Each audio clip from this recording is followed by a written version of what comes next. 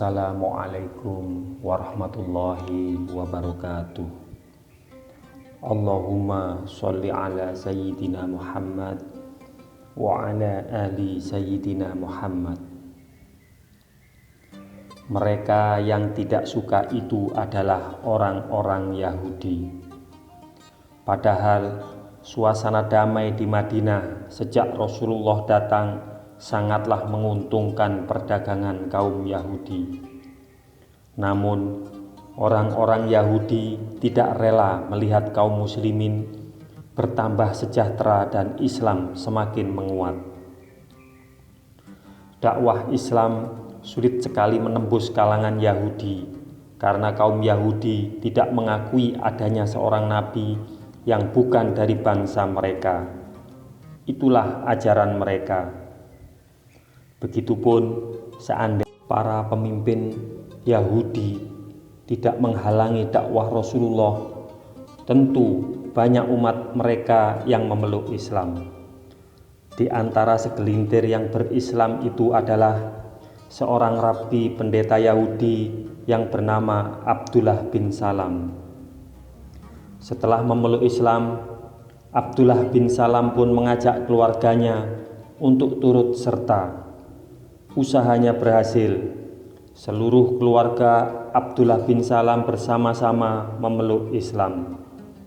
Namun, Abdullah bin Salam masih merahasiakan keislamannya kepada teman-teman Yahudinya. Ya Rasulullah, saya khawatir kaumku akan menghinaku dan merendahkan aku jika mereka tahu aku masuk Islam. Demikian kata Abdullah kepada Rasulullah. Sudikah kiranya Anda menanyakan tentang saya kepada kaum saya?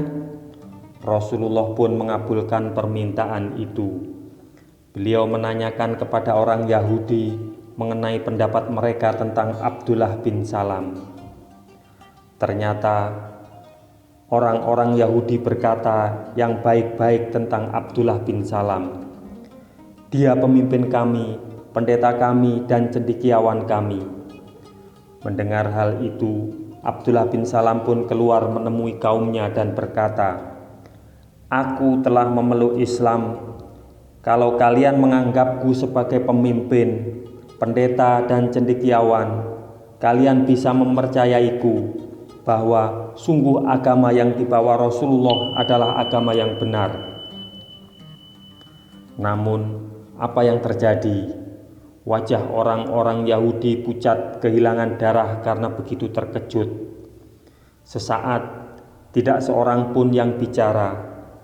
Kemudian, bukannya berpikir jernih, mereka menanggapi Abdullah bin Salam dengan marah. "Kamu pasti sudah dihinggapi kegilaan dengan meninggalkan agama kita." Setelah itu, kata-kata kotor dan tidak baik mulai mereka lontarkan.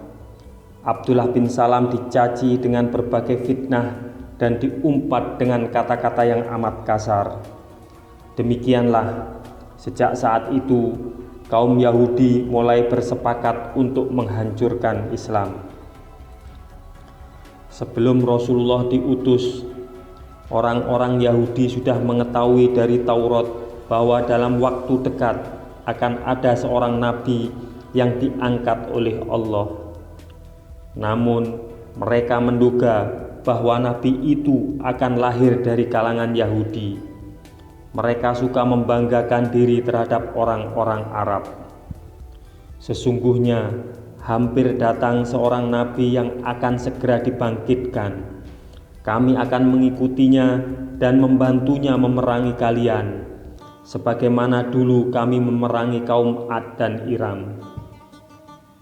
Namun, justru ketika nabi yang diharapkan itu datang, mereka malah ingkar, tidak mau percaya, dan mendustakan segala apa yang telah mereka katakan dan mereka ketahui sendiri. Para pendeta Yahudi mengejek dan menggunakan segala tipu daya untuk menghalangi seruan Rasulullah. Beberapa ketua Yahudi mendatangi Rasulullah dan bertanya congkak, "Hai Muhammad, Allah yang telah menciptakan segenap makhluk, lalu siapa yang menciptakan Allah?" Mendengar pertanyaan sekeji itu, wajah Rasulullah berubah karena menahan marah. Seketika turunlah malaikat Jibril menenangkan Rasulullah seraya menyampaikan firman Allah yang pernah diturunkan di Mekah untuk menjawab, Qul wallahu ahad. Katakanlah, dialah Allah yang Maha Esa, Allahus Somad. Allah adalah Tuhan yang bergantung kepadanya segala sesuatu. Lam yalid walam yulad. Dia tiada beranak dan tidak pula beri peranakan. Walam yakullahu kufuwan ahad. Dan tidak ada seorang pun yang setara dengan dia. Sesudah Rasulullah membaca ayat tersebut, para ketua Yahudi terdiam dan saling mengejek. Ia berkata, Muhammad, coba engkau sifatkan kepada kami bagaimana Allah itu, berapa hasta tingginya, bagaimana lengannya, bagaimana.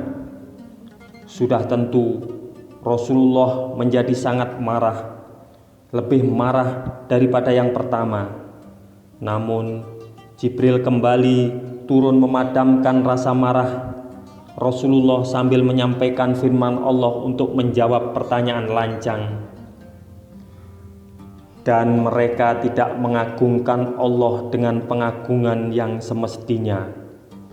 Padahal bumi seluruhnya dalam genggamannya pada hari kiamat, dan langit digulung dengan tangan kanannya. Maha suci Tuhan dan maha tinggi Dia dari apa yang mereka persekutukan. Surah Az-Zumar. Ajaran Yahudi tidak pernah menarik hati orang Arab, karena orang Yahudi kurang mengajarkan nilai-nilai kesatriaan yang dijunjung tinggi orang Arab. Mereka juga sering menjemujikan Taurat dan tidak mengajarkannya kepada orang lain. Dalam Al-Quran, orang Yahudi disebut Bani Israel, artinya keturunan Israel. Israel adalah panggilan orang untuk Nabi Yakub. Nabi Yakublah yang menurunkan bangsa Yahudi.